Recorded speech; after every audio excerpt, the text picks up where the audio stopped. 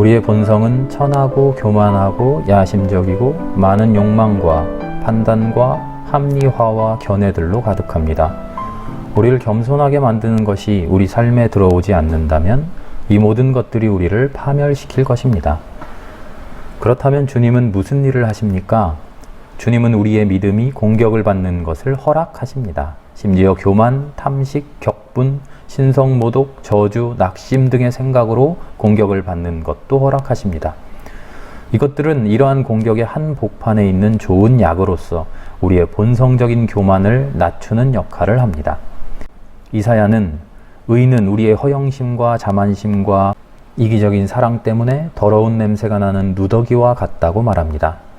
주님은 우리 영혼을 깨끗이 하기를 원하시며 아주 거친 연장을 사용하실 수 있습니다. 주님은 우리 삶에서 순수하고 고귀한 것을 공격하실지도 모릅니다.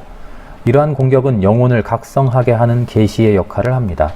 그것은 영혼이 자신의 본성적인 상태가 얼마나 끔찍한지를 발견하고 알게 하는 역할을 합니다. 만일 그러한 때에 우리가 어떤 사람에게서 영적인 조언을 구한다면 약간의 도움을 받을 수도 있겠지만 그러한 도움을 기대하는 것은 그다지 지혜로운 일이 아닐 것입니다. 우리의 내면 깊은 곳에는 내적인 평화의 장소가 있습니다.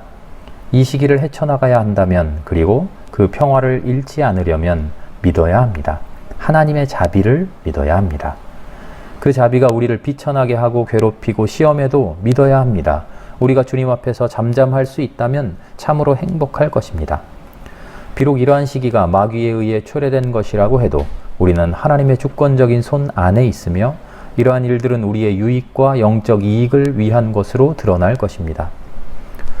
그러나 우리는 항의하면서 이렇게 말할 것입니다. 나의 문제는 그러한 성질의 것이 아닙니다. 문제는 주님도 아니고 마귀도 아닙니다. 나에게 일어나고 있는 일은 인간에게서 오는 것입니다.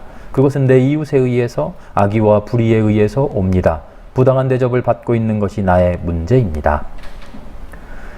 주님은 어떤 사람이 우리에게 범죄하는 것을 원하지 않지만 우리에게 범해진 죄의 결과들이 주님께 대한 영광으로 드러나기를 원하십니다.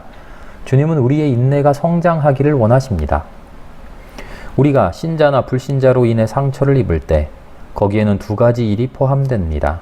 상처를 입힌 사람의 죄, 그리고 그것이 우리에게 주는 교훈. 우리에게 상처를 준 사람의 죄는 주님께 대한 범죄가 되며 주님을 불쾌하게 할 수도 있지만 그것이 우리에게 준 상처는 주님의 뜻에 따른 것이요 우리의 유익을 위한 것입니다. 그렇다면 우리가 그 뜻을 받아들이는 것, 그것이 하나님의 손에서 직접 주어진 것인 듯이 받아들이는 것 외에 다른 대안이 없습니다. 이것을 예증하는 것으로서 우리 주님의 삶을 바라보십시오. 주님은 빌라도의 사악함과 죄 때문에 죽으셨지만 주님의 죽음은 우리를 대속하기 위한 것이었습니다. 주님은 우리 영혼의 유익을 위해 다른 사람의 잘못을 이용하십니다. 주님의 거룩한 지혜는 참으로 크십니다. 우리가 회심할 때 주님은 우리 안에, 우리의 영 안에, 우리의 존재의 가장 깊은 곳에 와서 거하셨습니다. 우리의 영혼이 하늘의 왕의 거처가 되려면 영혼이 변화되어야 합니다. 주님은 뜨거운 풀무 속에서 금을 정련하듯이 우리 영혼을 정화하십니다. 영혼은 고통을 당하는 시기에 가장 크게 사랑하고 믿습니다. 우리를 괴롭히는 의심과 두려움과 환난은 하나님의 사랑의 정련입니다. 만일 이 사실에 대한 증거가 필요하다면 불이 꺼진 후에 영혼 안에서 이루어지는 진보를 살펴보십시오.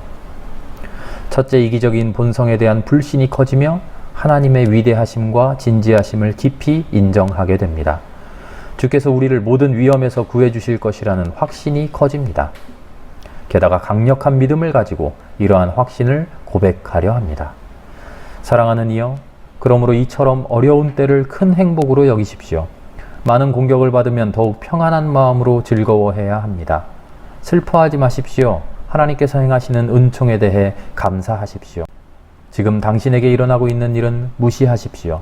원수는 하나님의 자녀에게 온갖 일을 행하면서도 무시를 당할 때 가장 크게 무기력해집니다. 그 이유는 무엇일까요? 이는 자신이 행하고 제안하는 모든 것이 전혀 쓸모가 없다는 것을 깨닫기 때문입니다. 원수를 보지 못하는 것처럼 생활하십시오. 근심하지 말고 평안하게 생활하십시오. 이해해달라고 부탁하거나 질문하지 마십시오.